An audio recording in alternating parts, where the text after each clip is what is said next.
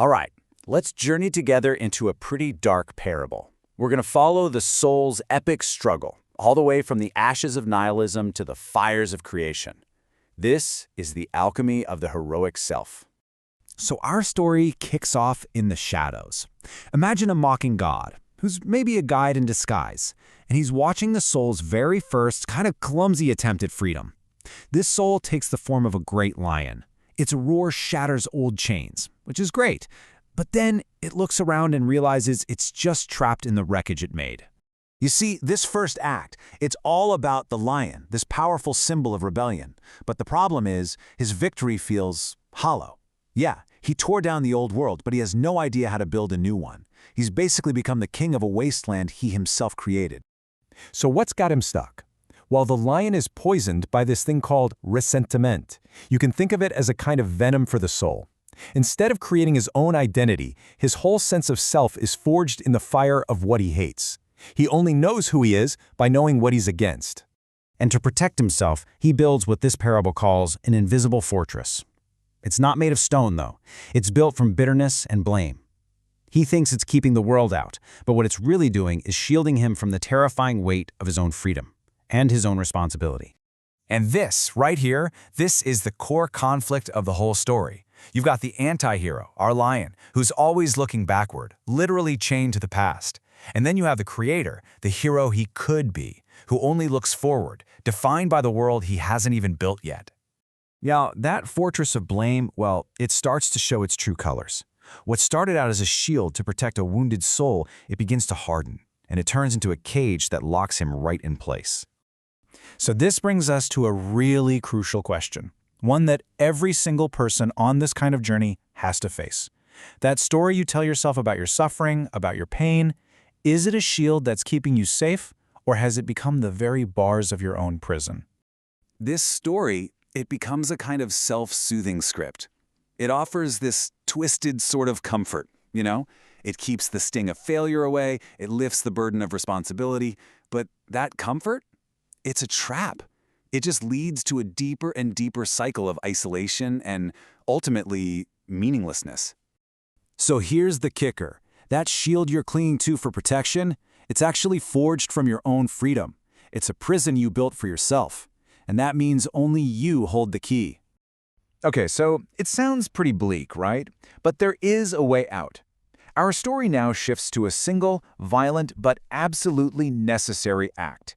It's a moment of truth where the soul has to turn all that destructive power, not on the world, but on itself.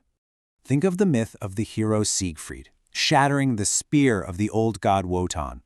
In the same way, the soul has to shatter its own shield. This is the exact moment that authority transfers. You're no longer governed by the old rules, or the old gods, or your old wounds. You're claiming your own power. So how do you do it?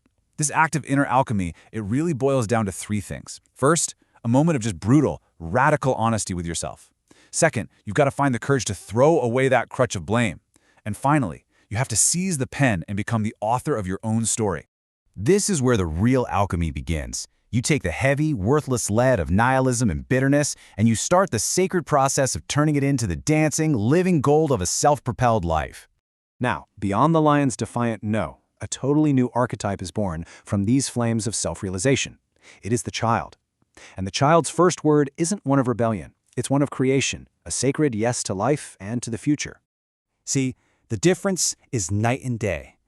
Where the lion could only find purpose in destroying the lies of the past, the child finds purpose in inventing a personal truth for the future. His gaze is no longer fixed on the dragon he killed, but on the world he can now create. And this is where everything changes. You go from being shackled to the debris of the past to becoming a wheel that rolls out from its own center. You are your own source of momentum now. By forgetting the old grudges, the child, the creator, steps into the silent void that was left after all the old values were destroyed. But he doesn't see a void. He sees a blank canvas, and on it, he starts to paint his own meaning, his own morality. This whole process, it leads to the final stage of our parable, the birth of the overman, the heroic self, finally, fully realized. So who is this overman? Well, think of him as the master alchemist who has finally completed the great work. His redemption isn't about being saved from sin. It's about having successfully built a life of profound personal meaning out of the raw material of his own existence. And what's his greatest victory? It's not what you think. It's not conquering empires or enemies. It's the conquest of his own disgust. He has successfully turned the poison of suffering and nihilism into the fuel for a creative life. He is, at last, free. He's not defined by the scars of his past or the scripts handed to him by his culture. He lives now as a force of nature, driven by an inner, creative will.